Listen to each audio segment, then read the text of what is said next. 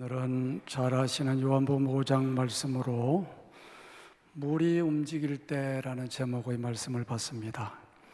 오늘 성경 본문에는 베데스다라고 하는 예루살렘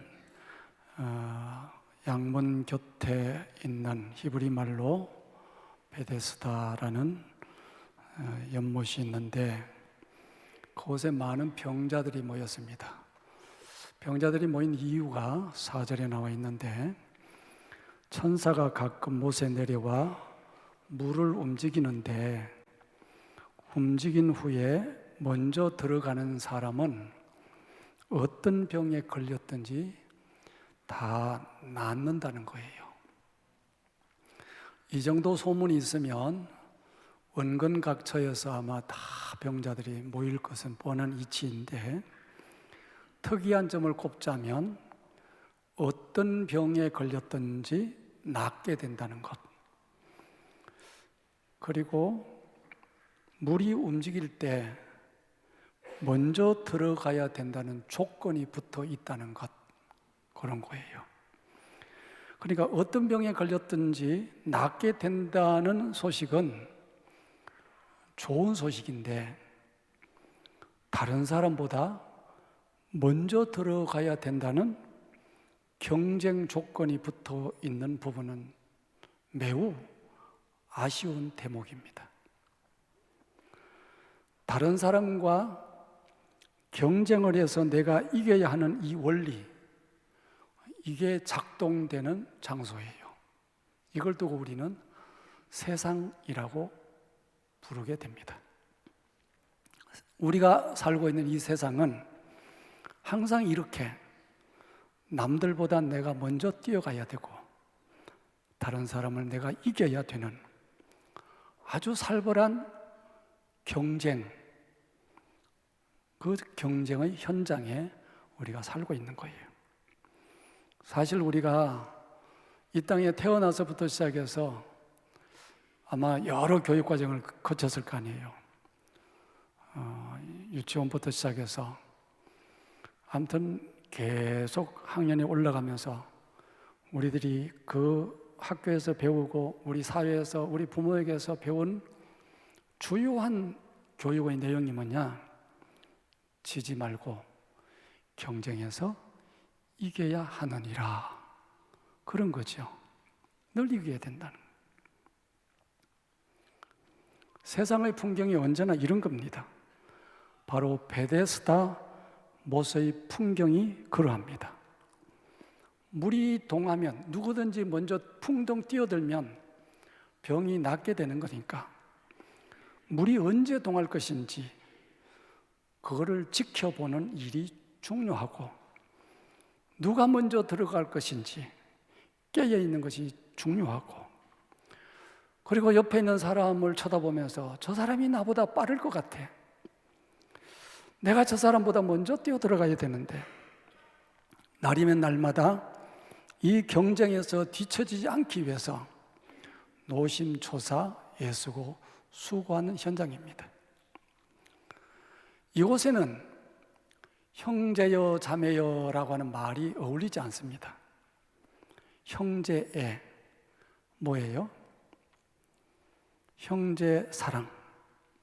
성경 말씀에 그렇게 되어 있습니다. 이웃을 사랑하세요. 짐을 나누어 지세요. 그런 말을 버린 지 오래됐습니다. 왜? 내가 들어가야 낫는데, 내가 뛰어들어가야, 내가 저 사람을 이겨야 내가 살겠는데, 형제를 사랑할 여유가 없고 저 사람의 짐을 내가 대신 질 힘이 없는 겁니다. 저 사람이 넘어져야 내 차지가 될 터인데, 이렇게 마음으로만 생각한다면, 마음으로만 저 사람이 넘어져야 될 텐데, 내가 먼저 들어가야 될 텐데, 마음으로만 생각하는 것을 우리는 교양이 있다고 생각합니다. 마음은 엉큼하지만, 마음은 내가 꼭 이겨야 된다 이런 생각하지만, 그것들은 내색하지 않는 것을 교양이라고 포장을 합니다. 그러나 세상은 실상 쳐다보면 교양이 뭡니까? 아예 함정을 파놓고 다른 사람을 넘어지게 하고 내가 어떤 일을 차지하기에 혈안이 되어 있는 장소이기도 합니다. 여러분, 여기까지 말씀을 들으면 좀 익숙한 풍경 같지 않습니까? 우리네 삶이 늘 그러하니까 뭐 늘 그러는 건데요. 늘 우리 삶이 늘 그런 건데요. 여러분, 히브리 말로 베세다라고 하는 말은 자비의 집이라는 뜻입니다. 병든 세상에서 아프면 고쳐야 되고 힘들면 쉬어야 되고 더러워지면 씻어야 되는데, 그래서 만들어진 곳이 베데스다, 자비의 집이란 말이에요. 그런데 자비는 일찌감치 엿이나 받고 먹으라 하고 던져버렸던 것이고, 그것은 살벌한 경쟁의 현장이 되어버리고 말았습니다. 예수님께서 어느 날 예루살렘 성전을 방문하셨는데, 가보니까 돈 바꾸는 사람들, 비둘기 파는 사람들, 양새끼 파는 사람들 우글우글하고 시끌벅적하니까 예수님이 그만 화가 났습니다.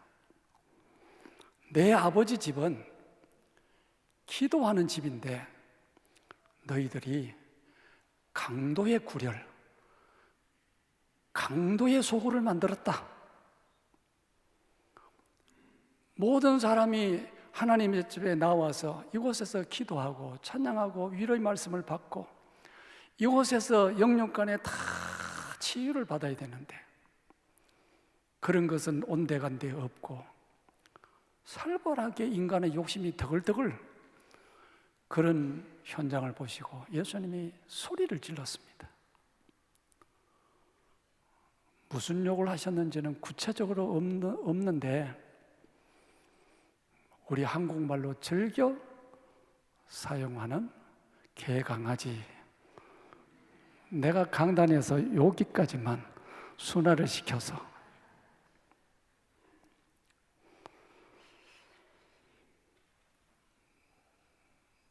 자비의 집에, 기도의 집에 은혜가 넘쳐나기를 소망합니다.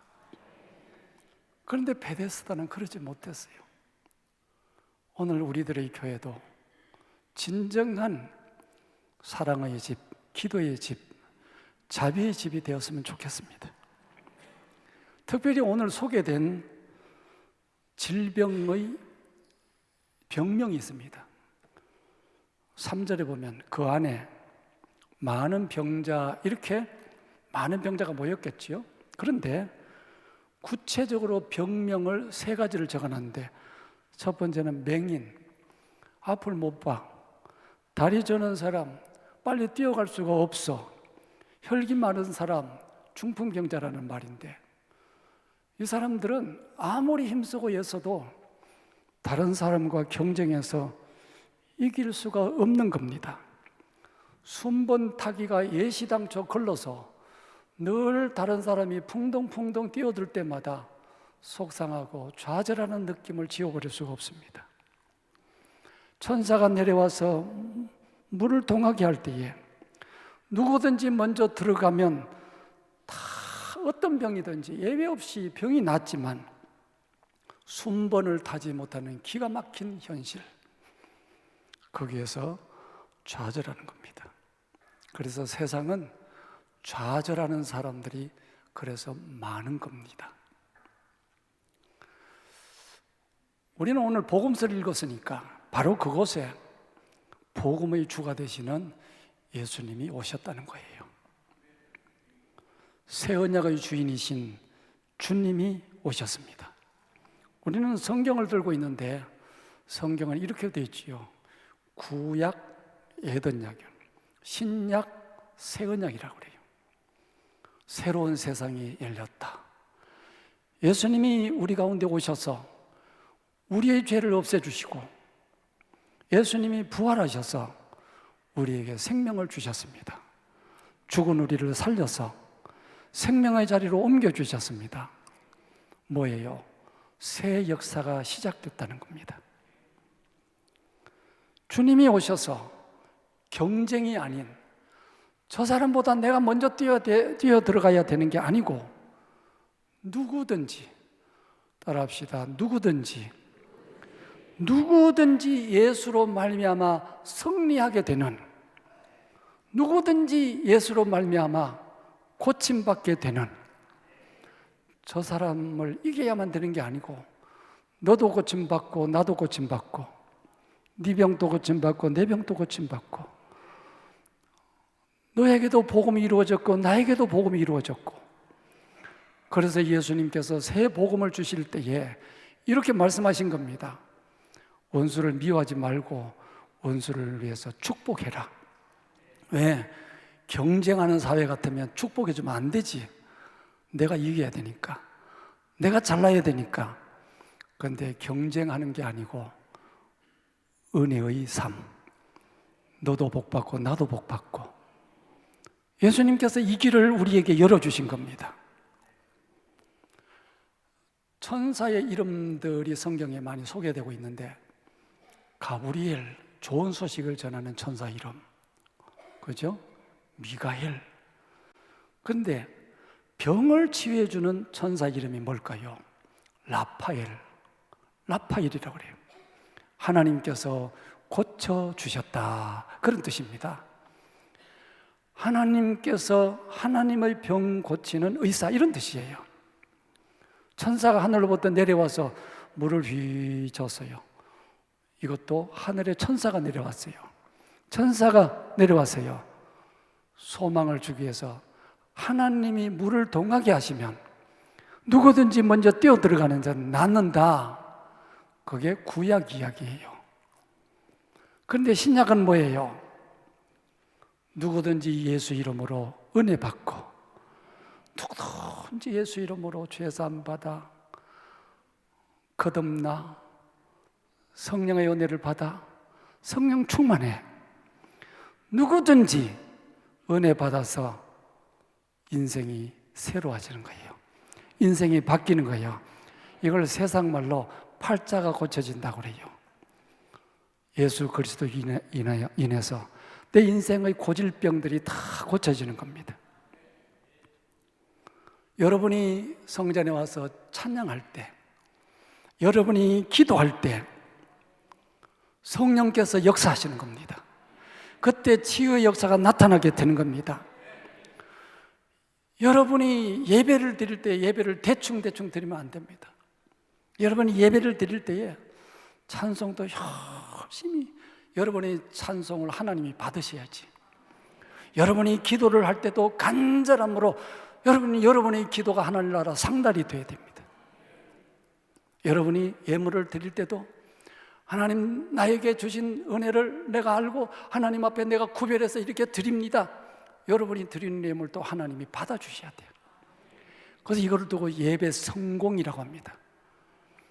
예배를 드릴 때에 하나님의 성령의 역사가 여러분 각자에게 역사가 되어서 불안한 자에게는 평안이 임하고, 어두워진 자에게는 빛이 임하고, 낙심된 자에게는 소망이 이루어지고, 병든 자가 고침을 받고. 그러니까 이 예배 시간은 뭐냐? 하나님이 영광 받은 시간이고, 천사가 우리를 돕는 시간이고, 성령께서 오셔서 우리들의 심령에 말씀과 찬양과 기도 속에 우리의 심령을 휘젓는 순간이에요. 베데스다 목가에 어떤 사람이 풍덩 뛰어들어가서 병고침을 받은 것처럼 여기는 한 사람만을 위한 것이 아니고 누구든지 나 오늘 은혜 받기를 원합니다. 성령 충만하기를 원합니다. 생명의 주님 만나기를 원합니다. 이곳은 경쟁이 필요 없고 각자의 문제를 다 사모하는 대로 은혜를 주시는 현장입니다. 치료의 광선. 그래서 오늘 성경 본문에 예수님이 오셔서 거기에 모인 많은 병자 가운데 38년 된 병자를 굳이 찾아가셨다. 38년 됐다는 이 말이 무슨 뜻이에요? 38년 동안 병으로 알아 누워 있으면 마음이 이제 다 포기된 거예요. 그러나 그런 잘 알지라도 은혜가 임하면 주님이 찾아오셔서 주님이 손대 주시면 된다는 것을 보여주시기 위해서 굳이 38년 된 병자를 찾아가신 거지요. 치료의 광선이 발휘가 된 겁니다. 네가 낫고자 하느냐, 낫고자 하느냐. 오늘 여러분이 예배하는 중에 하나님께서 여러분의 심령을 쿵쿵 두드리시고 여러분의 삶 속에, 여러분이 예배를 드리는 중에 여러분 가슴 속에 임하여 오는 그 말씀이 전해져 올 때, 그때 내 이 문제도 해결될까? 이 문제도 해결될까? 그렇게 여러분이 전해진다면 주님이 여러분을 지금 만지고 계시는 시간이라는 거예요. 말씀을 듣는 중에 주님이 오셔서 우리 사업의 문제도 만져주실까? 우리 자녀의 문제도 만져주실까? 내 육신의 질병의 문제도 만져주실까? 그럴 때에 여러분들이 마음으로 주님께서 만져주시면 이루어지게 될 줄로 믿는 그 믿음을 갖는 여러분 되기를 주의 이름으로 축복합니다. 여러분 성경을 보시면 창조 때에도 성령님이 오셔서 땅이 혼돈하고 공하고 흑암이 깊음 중에 있을 때 성령님이 그 위에 운행하세요. 성령으로. 아멘. 다시 말씀드리면 천사가 내려와서 물을 동하게 하듯이 예배를 드리는 중에 성령께서 여러분의 가슴을 감동시켜 주시는 겁니다. 깨닫게 하시는 겁니다. 은혜를 주시는 겁니다. 힘을 주시는 겁니다. 성령이 오셔서 여러분을 새롭게 만들어 주시는 겁니다. 여러분의 생각에, 여러분의 마음에, 여러분의 굳은 것에 박가리를 해주시는 겁니다. 역사해 주시는 거예요.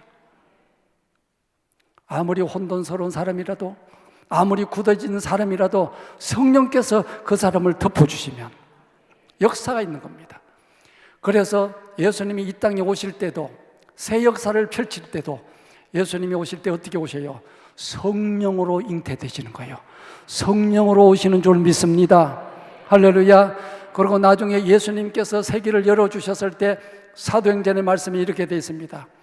요한은 지금까지 여러분들에게 물로 세례를 주었지만 여러분들은 몇 날이 못되어 앞으로 성령으로 세례를 받으리라. 성령이 임하여 오셔서 우리 마음을 새롭게 만들어 주시는 거예요. 그러니까 사람이 머리 굴린다고 되는 게 아니에요. 그냥 세상적으로 깡다고 부린다고 되는 게 아닙니다. 주의 은혜가 덮어져야 돼요. 성령의 역사로 임해야 돼요. 하나님이 우리를 위해서 일해 주시면 모든 것이 새로워지는 겁니다. 앞길이 열리게 되는 것입니다. 이스라엘 백성들이 하나님의 말씀에 늘 불순종하며 살다가 나라가 망했어요. 여러분, 이 나라 하나님이 꼭 지켜주실 줄 믿습니다. 성도의 기도를 들으시고 하나님께서 이 나라를 지켜주시는 겁니다. 여러분들은 기도하지 않고 하나님 앞에 집중하지 않고 이 사람이 됐으면 좋겠다, 저 사람이 됐으면 좋겠다 이렇게 생각하겠지만 여러분은 기도하세요. 기도하시면 때에 맞게 하나님께서 일꾼을 세우실 줄로 믿습니다. 3년 전에도요, 그 양반이 대통령 될 줄 아무도 몰랐습니다. 맞지요? 3년 전에도 하나님께서 그냥 이 땅에 우리들을 위해서 그렇게 3년 전에 그 사람을 세우더라고. 그런데 3년 만에 옷을 벗길 줄은 또 아무도 모르는 겁니다. 알았습니까? 아유, 그때 그 사람이 대통령 될 줄 알고 또 3년 만에 옷 벗을 줄 여러분은 혹시 아셨습니까? 혹시 그런 거 아셨으면 제가 돗자리 하나 사드릴게. 아무튼 돗자리 하나 갖고 어떻게 해보셔도 괜찮아. 아무도 몰랐어요. 이제 앞으로 40여일 지나면 또 하나님께서 다 알아서 세우실 거예요. 중요한 것은 뭐냐? 성도들이 하나님이 하실 줄 믿고 하나님께 기도하고 하나님 앞에 우리의 인생을 맡겨야 되는 거지. 그러니까 우리가 시간 낭비도 하지도 말 것이며 항상 하나님께 기도하고 하나님의 역사를 따라서 여러분이 임하기를 주의 이름으로 축복합니다. 그런데 이스라엘 백성들이 나라가 망했어요. 그래서 그 붙잡혀간 자리에서 하나님께 기도했습니다. 기도를 하고 하나님이여 이제 하나님께 돌아갑니다. 그런데 10년 지나고 20년 지나고 40년 지나고 50년 지나고 마침내 70년이 다 갔습니다. 그 사람들이 그렇게 생각했어요. 야, 우리 이제 안 되는 모양이다. 근데 이상하지요? 하나님께서 그 백성들을 기억해 주시고 그 당시에 바사왕 고레스의 마음을 하나님이 감동을 시키는 게, 물을 동하게 하듯이 하나님께서 그 왕을 감동시키니까 이 감동이 어떻게 왔느냐? 야, 저기 유대 땅에서 온 사람들을 고국으로 돌려보내고 그 사람들이 섬기는 그 하나님을 섬길 수 있도록 돌아가서 성전을 건축하고 그렇게 하도록 돌아가라. 하나님이 그렇게 하신 겁니다. 근데 그들이 돌아갈 때 워낙에 갑자기 사람이 생각하지 못하는 놀라운 역사를 하나님이 물을 동하게 하시듯이 하나님이 사람들을 감동시켜서 그렇게 하실 때에 그들이 돌아갈 때 시편에 보니까 이렇게 됐어요. 우리가 마치 꿈꾸는 것 같다. 이거는 뭐 이게 정말 우리가 이제는 자유를 얻었냐고, 이제 우리가 고국으로 돌아가게 됐냐고, 꿈꾸는 것 같았다는 거예요. 그게 하나님 하시는 일입니다. 하나님을 의지하는 여러분 되기를 주의 이름으로 축복합니다. 이스라엘 백성들이 광야 40년을 다 지나고 난 다음에 마침내 요단을 건너서 여리고 성문 앞에 딱 섰어요. 그런데 성경은 어떻게 기록되어 있냐면 여리고 성문은 굳게 닫혔고 출입하는 자가 하나도 없어요. 얼마나 철통같이 방비를 하는지 개미 새끼 하나 출입을 못한 거예요. 그 정도로 철저하게 성을 지키고 있을 때에 여호수아 앞에 한 사람이 칼을 빼들고 여호수아를 막고 있는 거예요. 그래서 여호수아가 물었습니다. 너는 누구냐? 너는 우리의 대적이냐? 우리를 위하는 자냐? 그때 칼을 빼들고 있는 그가 여호수아에게 말하기를, 나는 여호와의 군대 장관이다. 너를 도우러 왔다. 따라합시다. 여호와의 군대 장관.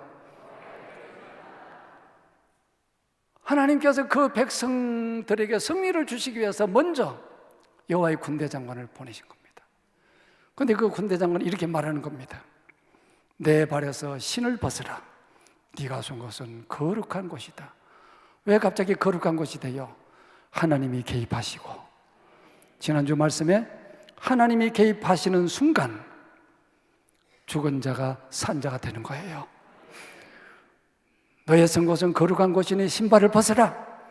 지금까지 너가 가졌던 인본주의적인 생각, 지금까지 너의 힘, 육신의 힘, 세상적인 힘 다 내려놓아라. 내가 너를 인도할 것이다. 그 순간 이미 여리고는 정복됐습니다. 이미 여리고는 얻었습니다.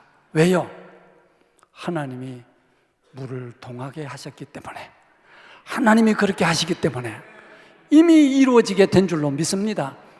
그러니까 우리들이 신앙생활할 때 그냥 의식, 우리 예배드리자 이러면 보통은 다 와서 그냥 의식 행하고 돌아간다 이렇게 생각을 늘 많이 하는데, 예배드릴 때마다 주의 손길을 경험하는 여러분 되기를 주의 이름으로 축복합니다. 그래서 꼭 예배드릴 때마다 예배 성공해야 됩니다. 심령에 주의 은혜가 임해야 됩니다. 따라합시다. 은혜 충만, 말씀 충만, 성령 충만.